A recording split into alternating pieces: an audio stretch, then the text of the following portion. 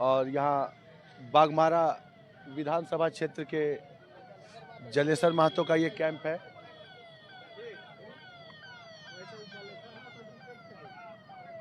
आइए यहाँ कुछ लोग से बात करते हैं।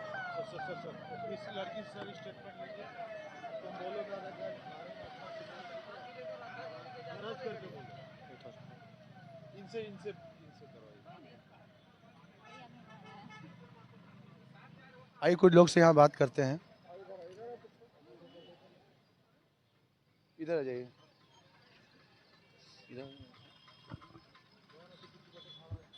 तो क्या लग रहा है सर, बाघमारा में किसकी जीत हो रही है? हाथ छाप। क्यों लग रहा है कि इस बार हाथ छाप की वहाँ जीत हो रही है? वो का बात नहीं है, बात ऐसा है कि आदमी का जो रुझान है और आदमी इस झूठा आश्वासन से थक चुका है। 15 करोड़ देंगे, एक्चुअली में अभी जो महिला सम्मान योजना चलाया, बिजली का बिल का माफ़ी हुआ, और एक्चुअली में प्रत्येक आदमी, गरीब गुरबा आदमी का पार्टी जो है अभी कांग्रेस और झारखंड मुक्ति मोर्चा ही सामने आ रही है। और इस तरह से देखा जाता है तो लेडीज़ का वोट, मतलब 50% जो आबादी है उसका वोट, और जो गरीब गुरबा जो परेशान था, ऐसा भी हम देखे हैं कि जिसका बिजली का बिल बाकी था उसको 5 कट्ठा ज़मीन बेच के बिजली का बिल देना पड़ता था। उस हिसाब से देखा जाए तो लगभग हम पूरा बाघमारा विधानसभा में घूमे और सबका वोट जो है अभी इस बार भारतीय जनता पार्टी कहीं से नहीं है और किसी भी हिसाब से नहीं है। जब तक आप जनता का काम नहीं कीजिएगा, जनता आपको पसंद नहीं करती है। धन्यवाद। आइए कुछ और लोग से बात करते हैं। हाँ मैडम, सबसे पहले आपका परिचय क्या हुआ? मेरा नाम पुष्पा महतो हुआ। तो क्या लगता है किसके सर पर सजेगी ताज और किसकी बनेगी झारखंड में सरकार? बाघमारा विधानसभा से जलेश्वर महतो के सर पे ताज सजेगा और झारखंड में महागठबंधन का सरकार बनेगा। तो किन मुद्दों पे जलेसर महतो को वोट किए होंगे जनता, जो कि आप ये आश्वस्त है कि बाघमारा से जलेसर महतो ही जीतेंगे? जो हर आम इंसान की ज़रूरत है, शिक्षा, रोजगार, विकास और मूलभूत जो ज़रूरतें हैं उनके ऊपर, और बदलाव के नाम पर, जो कि 15 सालों में कुछ हुआ नहीं। जैसे कि चुनाव स्टार्ट हुआ था तो दो दलों के बीच में भाजपा और कांग्रेस, शत्रुघ्न महतो और जलेसर महतो, लेकिन ठीक नॉमिनेशन जब जैसे से नॉमिनेशन करीब आई तो एक थर्ड प्रत्याशी भी खड़ा हो गया, रोहित यादव। तो इससे कितना फर्क पड़ सकता है बाघमारा की विधानसभा में चुनाव में? जो चुनाव होता है, चुनाव प्रक्रिया में जो सबसे बड़ा होता है कि आपने समाज के लिए क्या योगदान है। तो रोहित यादव के पास वो आर्थिक क्षमता की वजह से भले ही राजनीति में आ सकते हैं, लेकिन उनका समाज के प्रति कोई योगदान नहीं है। 4-5 महीना पहले तो वही रोहित यादव कांग्रेस में ही थे। टिकट ना मिलने के कारण वो कांग्रेस छोड़ दिया और निर्दलीय से लड़ रहे हैं।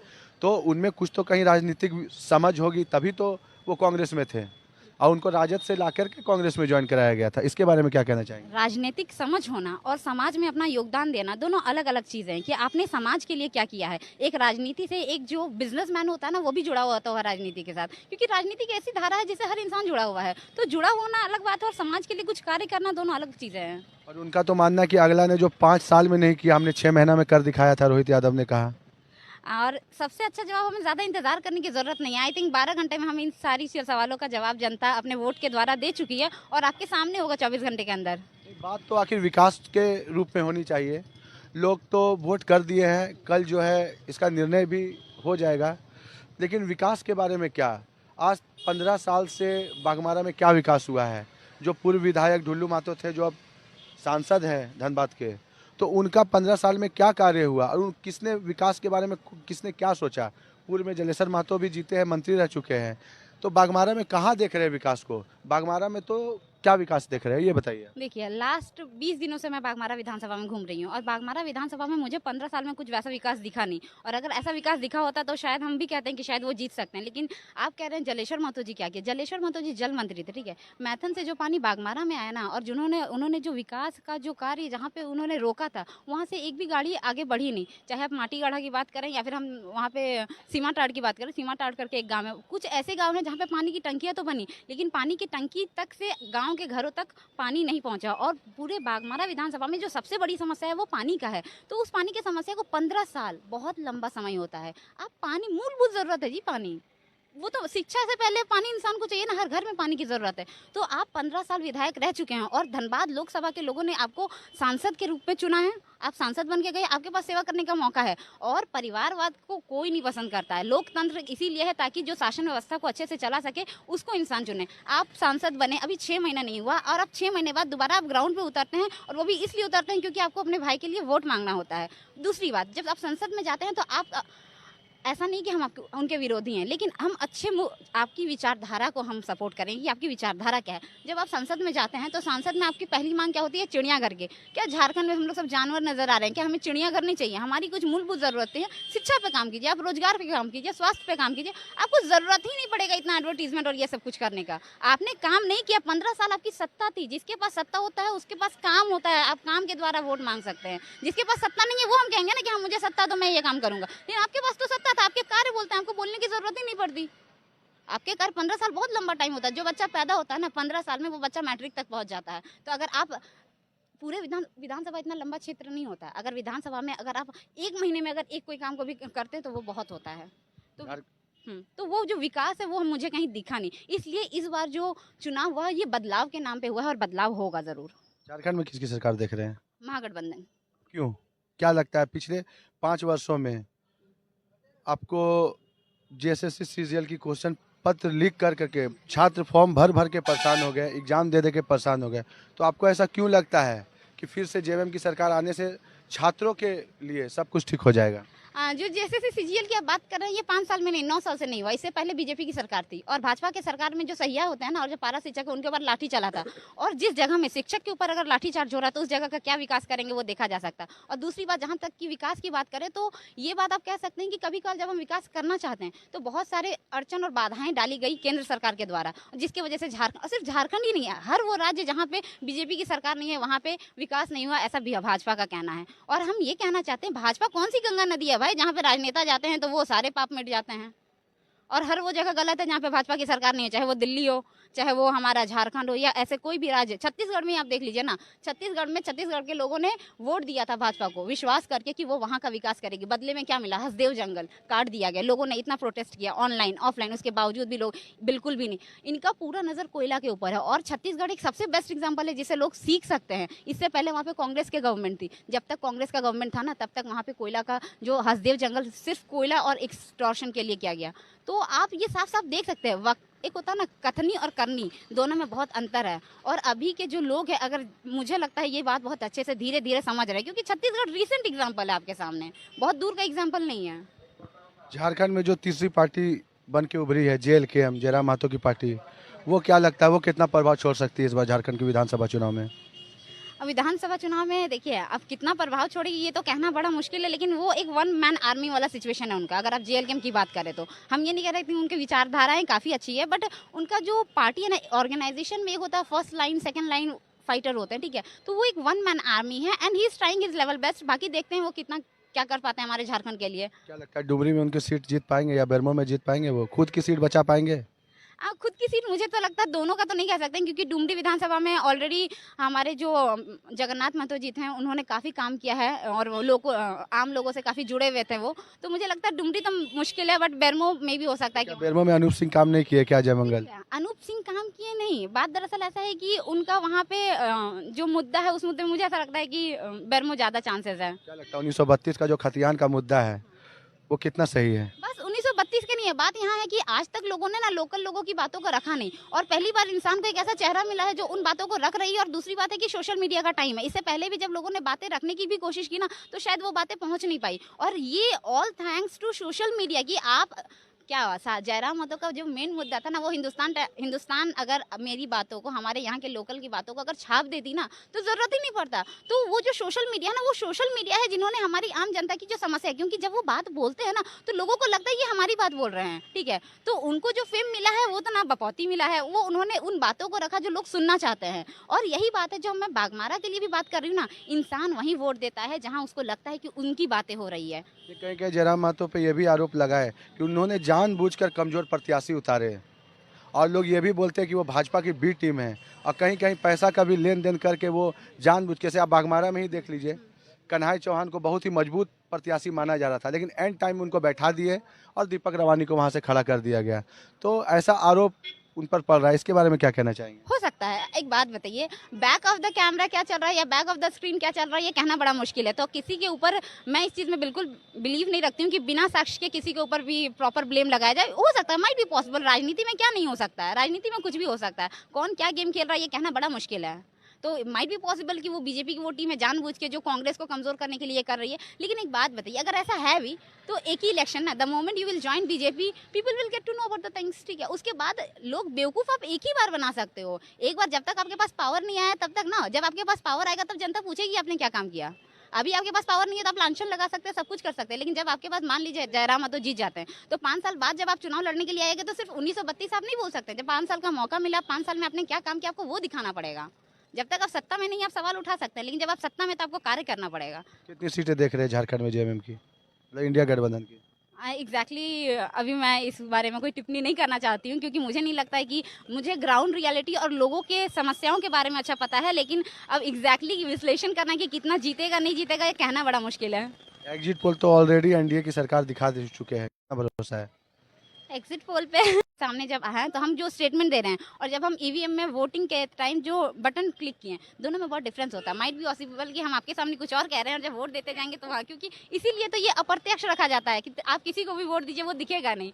तो एग्जिट पोल एक अनुमान होता है, वो एग्जैक्टली 100% रिजल्ट नहीं होता। और रिजल्ट हमें ज़्यादा वेट करने की ज़रूरत नहीं है। Hardly 18 hours, within 18 hours we will have our result. क्या ऐसा तो नहीं कि एनडीए की प्रत्याशी की जीत होगी या एनडीए की सरकार बनेगी तो कहीं ईवीएम पे फिर से उंगली तो नहीं उठने वाला है?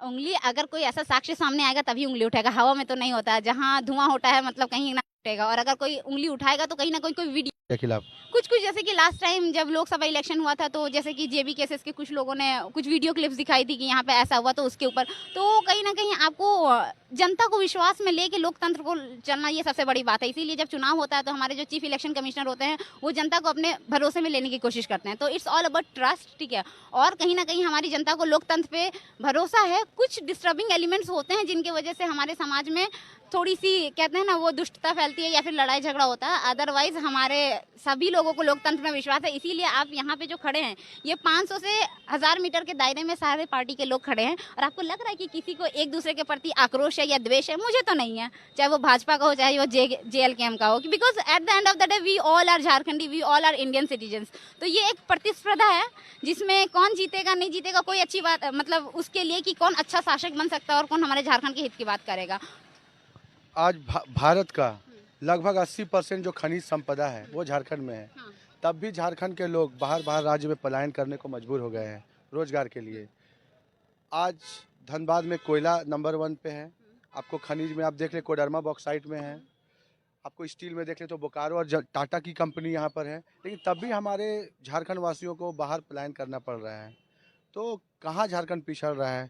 किसकी जिम्मेदारी? राजनेताओं की जिम्मेदारी है या जितना भी आप धनबाद या कतरास या बगमारा में आप आउटसोर्सिंग की कंपनियां जो अभी नई आई है वहाँ भी स्थानीय लोग को रोजगार नहीं मिल रहा है? इसके बारे में क्या कहना चाहेंगे? झारखंड के बारे में जब मोस्टली बोला जाता है Jharkhand is a rich state with poor people, तो जब हम विधानसभा में काम कर रहे थे तो जैसे कि जब हम घूम रहे थे अलग अलग गाँव में जा रहे थे तो हमारा एक ही मुद्दा है कि झारखंड की कोख में जो अमीरी है उस कोख की अमीरी को जो झारखंड के गरीब लोग हैं उन तक पहुँचाना। हमारी झारखंड के कोख में बहुत अमीरी है, बहुत पैसा है, इतना पैसा है कि हम इतने समृद्ध हो सकते हैं कि शायद साउथ इंडियन स्टेट से काफ़ी ऊपर होंगे, लेकिन वो जो अमीरी है वो लोगों तक पहुँच नहीं पा रही है। और इसका सबसे बड़ा प्रॉब्लम राजनेता आप नहीं कह सकते हैं, पॉलिटिकल अनस्टेबिलिटी, ठीक है, कि हमारा यहाँ राजनीतिक बहुत अस्थिरता है राजनीति में। जैसे आप हम एग्जाम्पल देते हैं, ठीक है, अभी जेएमएम की गवर्नमेंट महागठबंधन की, जेएमएम कांग्रेस की महागठबंधन की सरकार है। तो जब महागठबंधन की सरकार है तो जैसे 5 साल हमने उनको टाइम दिया, ठीक है, तो कोई ऐसा जगह एक नया राज्य है जिसमें बहुत सारी चीज़ें हैं जहाँ बदलाव करना है, जैसे कोई जगह जिसको दीमक की तरह खाया गया है, तो आप एक ही दिन में सारा सुधार नहीं कर सकते हैं ना, उसके लिए समय देना पड़ता है। और हमारे यहाँ के लोगों में संयम नहीं है और हम हवा के बहाव में ज़्यादा चलते हैं, ठीक है। तो जैसे कि 5 साल हमने उनको मौका दिया, उसके बाद जब तक वो कुछ करना चाहेगी, जैसे जैसे कि 2.5 साल कोविड में चला गया, उसके बाद जेल बेल वही सारी चीज़ें, तो उसके बाद जब तक उनको मौका मिलेगा और वो चीज़ें करने की कोशिश करेंगे तब तक यहाँ की जनता अपना मूड चेंज कर लेती है कि सरकार ही बदल देते हैं। अब जब तक नई सरकार आती है वो 2.5 साल फिर उन्हीं सारी चीज़ों को जो मतलब आप जानते हो कांग्रेस जो काम करेगी उसको बीजेपी काटेगी, बीजेपी जो काम करेगी उसको कांग्रेस काटेगी, ये वाला सीन चलता है। तो आपको वो मौका देना पड़ेगा ना, अगर कोई रेस आप स्टार्ट किए हैं तो रेस को कंप्लीट करने का आप मौका दीजिए एटलीस्ट। और ये तो जेन्युइन रीजन है कि 2.5 साल कोविड का टाइम था, उसके बाद सारे मोस्ट ऑफ दी ऐसे स्टेट्स जहाँ पे भाजपा की गवर्नमेंट नहीं है वहाँ के सीएम्स को खराब बताया जा रहा है, चाहे आप अरविंद केजरीवाल की बात कर लीजिए, चाहे हमारे हेमंत सोरेन की बात कर लीजिए, और बाकी जितने उनके जो सीएम्स है जहाँ भाजपा की सरकार है वो अच्छी है। तो आपने दोनों मुख्यमंत्री का नाम लिया, दोनों ही मुख्यमंत्री जेल जाके आए हैं, तो उनके क्या करते हैं? क्या भ्रष्टाचारी सचमुच किए थे या ऐसे भाजपा फंसा के जेल भेज दी उनको? अब मुझे नहीं पता आप अगर दिल्ली गए हैं कि नहीं, तो अगर आप दिल्ली जाए ना तो एक बार दिल्ली के सरकारी स्कूल जरूर जाए। यहाँ का जो डिनोबली है ना उससे ज़्यादा बेटर वहाँ का सरकारी स्कूल है, और मैंने अपने भाई को वहाँ एडमिशन दिलवाया है यहाँ के प्राइवेट स्कूल से निकाल के। तो इट्स मे भी ना कि वहाँ का गवर्नमेंट स्कूल अच्छा है तभी तो हम वहाँ पे डाले अपने भाई को। और दूसरी बात, वहाँ पे कोई भी गवर्नमेंट काम जो है ना, मैंने खुद के जो पर्सनल एक्सपीरियंस के बेसिस में बता रही हूँ, विदाउट करप्शन वो 24 आवर्स में मैंने एमएलए से साइन करवाना था, तुरंत वो गई, उन्होंने डॉक्यूमेंट चेक किया और काम हुआ। तो कहीं ना कहीं काम तो अच्छा है, तभी तो वहाँ की जनता, जब पूरे देश में भाजपा की सरकार बनी ना तो केंद्र में आम आदमी पार्टी की सरकार बनी, और वहाँ के लोग शिक्षित भी हैं। ऐसा है क्या मैम कि आपने 1000 अच्छाई की हैं तो आपको बुराई काम करने के लिए लाइसेंस मिल गया है? अगर उन्होंने सरकारी स्कूल खोले हैं, उसे अच्छा मॉडरेट भी किया है, तो क्या आपको लाइसेंस मिल गया है बुराई काम करने का? तभी तो वो जेल गए, कुछ ना कुछ किए होंगे तभी तो ये दोनों मुख्यमंत्री जेल गए। तो क्या अच्छाई काम आप किए हैं तो क्या आपको लाइसेंस मिल गया है क्या बुराई काम करने का? नहीं, बिल्कुल भी नहीं। तो फिर आप प्रोत्साहन कैसे कर रहे हैं कि उन्होंने सरकारी स्कूल को मॉडलाइज कर दिया, डिनोबली से भी बेटर कर दिया है? कहीं ना कहीं तो कुछ गलत किए होंगे तभी जेल गए हैं, साक्ष्य मिले होंगे तब। आप डेवलपमेंट की बात कर रहे हैं ना, तो डेवलपमेंट दिखता है, सामने से दिखता है डेवलपमेंट। और हम ये जानना चाहते हैं कि ईडी हो या बाकी सारी चीज़ें हो, ये सारे जो है वो महागठबंधन वाले ही खराब कर रहे हैं क्या? मतलब भाजपा में सारे दूध के धुले हैं। अगर वैसा देखा जाए तो बीसीसीआई का जो चेयरमैन है, ये मीम्स तो आपने भी देखा होगा, जिनको बल्ला पकड़ना नहीं आता उनको बीसीसीआई का चेयरमैन बना दिया गया है। उसके बारे में क्या टिप्पणी करना चाहेंगे, या फिर केंद्र में सरकार है इसलिए कुछ कहना नहीं चाहेंगे? ये बात तो है मैडम। और अंत में मेरा लास्ट सवाल है कि हमारे चैनल के माध्यम से झारखंड के तमाम वोटर्स को क्या संदेश देना चाहेंगे? देखिए, हम यही कहना चाहेंगे कि आप जब भी वोट करें तो व्यक्तित्व और व्यक्तिगत रूप में सामने वाले को देख के वोट करें। आपका किसी के प्रति आस्था होना अच्छी बात है, विश्वास होना अच्छी बात है, लेकिन अंधविश्वास नहीं होना चाहिए, क्योंकि eight the end of the day जिस प्रतिनिधि को हम चुनते हैं वो प्रतिनिधि हमारे लिए काम करने के लिए आता है। और इलेक्शन के टाइम पे आप मुद्दों पे बात करें कि आप हमारे लिए क्या काम करेंगे, शिक्षा, रोजगार, विकास, किस चीज़ के ऊपर काम करेंगे, क्योंकि हमको काम चाहिए ना भाई। तो आप उन मुद्दों पे वोट करें, ना कि धर्म, जाति, समुदाय, इन सारी चीज़ों के ऊपर, क्योंकि जब हम विकास के ऊपर बात करेंगे तभी हमारे यहाँ का विकास होगा, और उसके लिए हमारा जागरूक होना बहुत ज़्यादा ज़रूरत है। ठीक। क्या परिचय हुआ मैडम? पुष्पा महतो, कहाँ रहते हैं आप? धनबाद। क्या करते हैं? स्टूडेंट है, किस क्लास में? यूपीएससी एस्पिरेंट है। बहुत अच्छी आपकी नॉलेज है, बहुत अच्छा बात किया, बात करके अच्छा लगा हमारे चैनल को आपसे। Thank you.